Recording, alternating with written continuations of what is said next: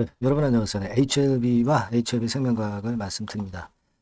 여러분, 지금은요, HLB나 HLB 생명과학이 물론 지수의 영향을 받았고, 미국 지수의 영향을 좀 받은 듯 싶어요. 하지만 우리가 분명히 알아야 될 것이 있습니다. HLB가 힘이 강할 때는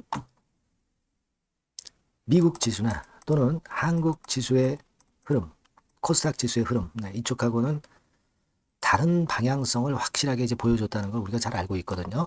이 부분을 한번 살펴보면은 우리가 HLB 주주 입장에서는 시장 지수라든가 미국 지수에 그렇게 휘둘리지 않을 수 있어요. 이 부분을 한번 살펴보는 시간을 한번 가져볼 필요가 있습니다. 그래서 과거하고 한번 제가 비교를 해볼 거고요. 자, 오늘 거기에 대한 말씀을 드리도록 하겠습니다. 그리고 영상 후반부에는 여러분께 매집주를 하나 소개를 해드리고 있고요. 자, 요거는 꼭 매매하셔서 대박 내시기 바랍니다. 그럼 HLB 말씀을 드릴게요. 구독, 좋아요, 알림 설정 대단히 감사합니다. 두 종목 중에서 이제 HLB 생명과학 같은 경우가 조금은 나은 모습을 보였었죠. HLB 생명과학 같은 경우는 장중에 좀 더 올랐다가 상승폭이 둔화된 그런 모습이에요. 그죠? 그러니까 HLB 생명과학은 티니코 인수 기대감, 요것 때문에 강세를 보였다고 이제 시황을 보면 나와 있습니다. 근데 이거는 이미 지난번에 나왔던 재료잖아요. 그래서 이것 때문에 오른 것이 오래 가지는 않았어요. 그러니까 그것이 HLB 생명과학의 주가를 크게 급등을 시킬 요인은 아닙니다. 지금 당장은.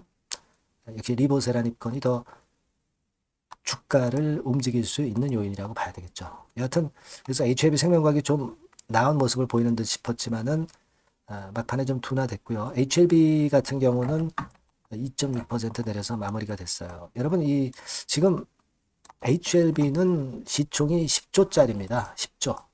그러니까 우리가 이 부분으로 본다면 코스닥 지수의 영향을 안 받을 수는 없어요. 근데 지수의 영향을 받지만 HLB의 확실한 어떤 다른 모멘텀의 강도가 셀 때는 지수하고는 완전히 다른 방향성을 보여줬었잖아요. 그러니까 그 부분을 잘 생각하셔야 할 것 같아요. 뭐 가령 예를 들어서 지금 뭐 지난 5월 달 근처에서 이제 급락을 했다가 그 다음에 이렇게 치고 올라오는 흐름을 5월 중순경부터 보이지 않았습니까? 네. 이때 당시에 여러분 코스닥 지수 같은 경우는 슬금슬금 이제 내려왔죠. 네, 슬금슬금 내려오는 그런 패턴을 보였습니다만은 HLB는 바닥을 찍고 이런 식으로 커브를 그렸어요. 그러니까 이 HLB는 리버세라닙을 보고 가기 때문에 당연히 리보세라닙 관련한 확실한 모멘텀이 있으면 이런 행보를 보일 수 있다는 거잖아요. 그러니까 HLB는 지금 리보의 승인을 바로 앞두고 있는 시점이기 때문에 코스닥 지수나 미국 지수가 좀 거꾸러진다 하더라도 HLB 자체는 다른 행보를 분명히 보일 가능성이 있는 겁니다. 오늘 같은 경우는 물론 미국 지수나 우리 지수의 영향을 좀 받았죠. 네, 그건 왜냐하면은 승인은 여하튼 3월이기 때문에 지금은 물론 이제 물량들을 다 갖고는 있지만 그렇다고 지금부터 쭉 날아가는 그런 패턴을 보이지는 못하고 있죠. 그러니까 시간이 지나가면 더 강해질 수는 있지만 지금 당장은 좀 시간이 걸리기 때문에 이런 모습을 좀 보인 게 아니냐 싶어요. 전에도 말씀을 드렸지만은 이 8만 원 선 라인대의 매물은 별로 크지 않다. 이런 말씀을 누차 드렸고 그렇기 때문에 이제 8만 원 돌파하면 10만 원, 12만 원 선으로 이제 쉽게 간다. 이렇게 말씀을 드렸지 않습니까? 근데 이제 오늘 같은 경우는 워낙 외인의 매도라든가 이런 것들이 굉장히 거셌죠. 너무 거셌어요. 무려 8천억 거래소에서 거의 1조 가까이 외인들이 매도 때려버리고 해외 쪽이 좀 안 좋다 보니까 그 영향을 받았다고 봐야 될 것 같아요. 하지만 역시 지수보다는 지금 승인을 앞둔 시점이기 때문에 크게 내릴 이유는 없고 영향은 좀 다소 받겠지만은 점차 시간이 갈수록 더 강해질 수 있는 패턴이 나타날 수 있는 겁니다. 우리가 이때 당시의 흐름에서도 분명히 목격하셨다시피 지금의 흐름도 그런 식으로 전개가 될 가능성이 상당히 높다. 이걸 생각해야 된다고 저는 봅니다. 네, 무슨 말씀인지 이해가 되시죠? 그렇게 생각하실 필요가 있고 뭐 신한증권의 뭐 단타 매매라든가 이런 부분들 의식할 필요는 없겠고요. 자, 그런 시각이 지금 현재 중요하다 봅니다. 물론 뭐 다른 급작스런 재료가 있거나 그럴 때는 제가 물론 말씀을 정보를 드리고 사인해 드릴 겁니다. 네. 이 번호로 HLB라고 문자 주신 분에게는 도움을 좀 드릴 거예요. 네. 자, 이렇게 그 도움을 좀 받으시고요. 지금 현재는 그런 시각이 필요하다. 저는 그걸 좀 말씀을 좀 드리고 싶었어요. 아시겠죠? 네, 그렇게 말씀드립니다. 자, 그리고 제가 그 매집주 말씀을 드린다고 그랬잖아요. 네. 요거 말씀드릴 거니까 말씀 잘 듣고 대박 내시기 바랍니다. 네, 말씀드릴 종목은 바로 매집주에 대한 거예요, 여러분. 매집주라고 한다면은 모아가는 거죠. 네, 결국 이제 한 번에 사지 않고 나눠서 분할해서 매수를 해서 결정적인 기회 때 튀면 그때 대박을 먹는 종목이 바로 매집주예요.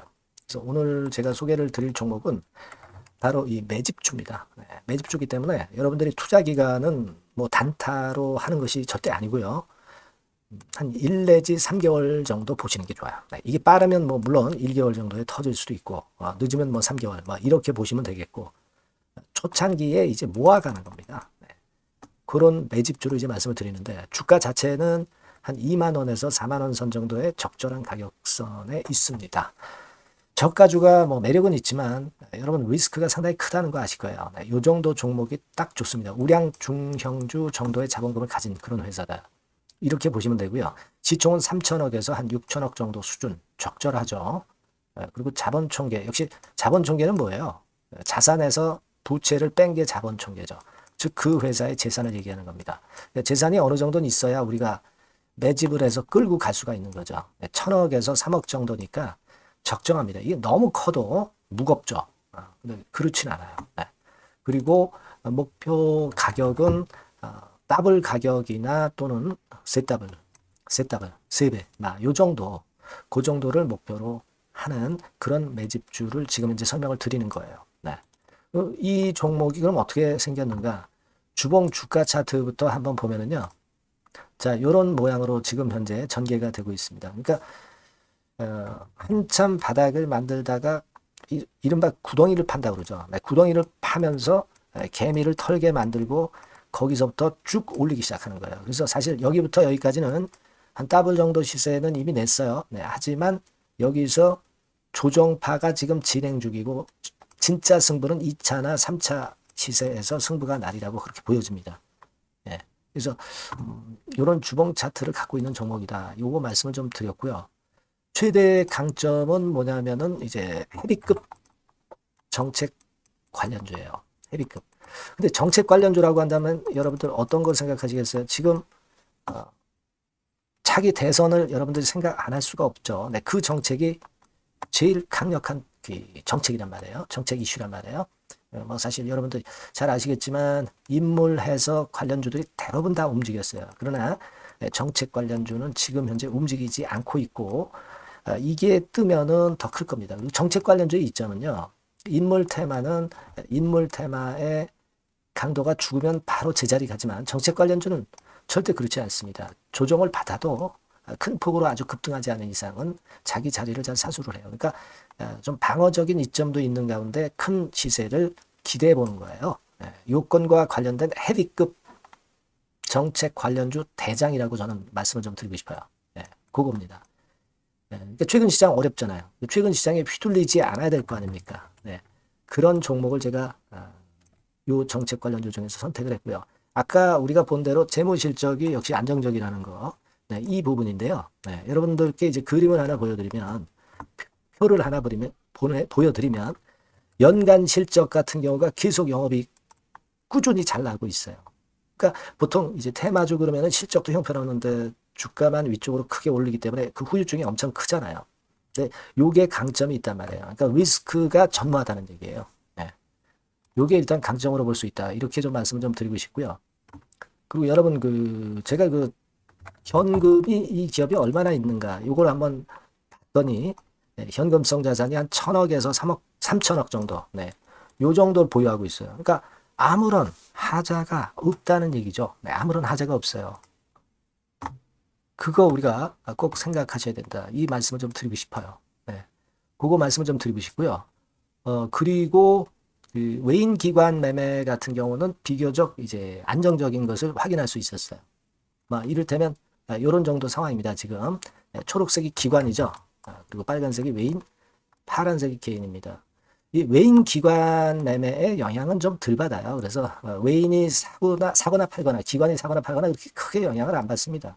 이 외인 기관 매매는 우리가 중점 변수로 보지 않으셔도 되는데 그렇다 하더라도 외인 기관 매매가 상당히 안정적이라는 걸 확인할 수 있고요. 특히 최근에 기관이 순매수 강도가 엄청 셉니다.